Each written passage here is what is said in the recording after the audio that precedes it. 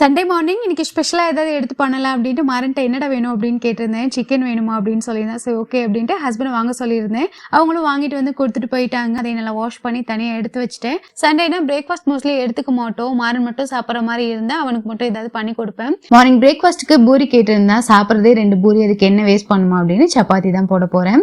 Beetroot இருந்தது, அது தோல்லாம் சீவிட்டு துருவிட்டு சாறு மட்டும் தனியாக எடுத்துட்டு ஆஸ் யூஷுவல் எப்பொழுதும் சப்பாத்திக்கு எப்படி மாவு பிசைவோமோ அதே போல் பிசைஞ்சு குட்டி குட்டியாக வந்துட்டு கட் பண்ணி எடுத்துட்டேன். இந்த மாதிரி வந்து டிஃப்ரெண்ட்டாக பண்ணி கொடுத்தோன்னா மாறனும் விருப்பப்பட்டு நல்லாவே சாப்பிடுவான்.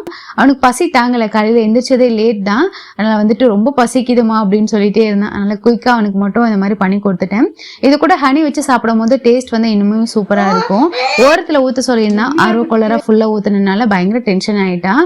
சாப்பிடவே மாட்டேன்னு சொல்லிட்டான் கொஞ்சம் நேரம் வரைக்குமே. அப்புறம் மதிய லஞ்சுக்கு சிம்பிளாக ரசம் வச்சு பெப்பர் சிக்கன் பண்ணியிருந்தேன். டேஸ்ட் வைஸ் பார்த்தீங்கன்னா சூப்பராகவே இருந்தது. நாளைக்கு விலாகில் பார்க்கலாம். தேங்க்யூ, பாய்.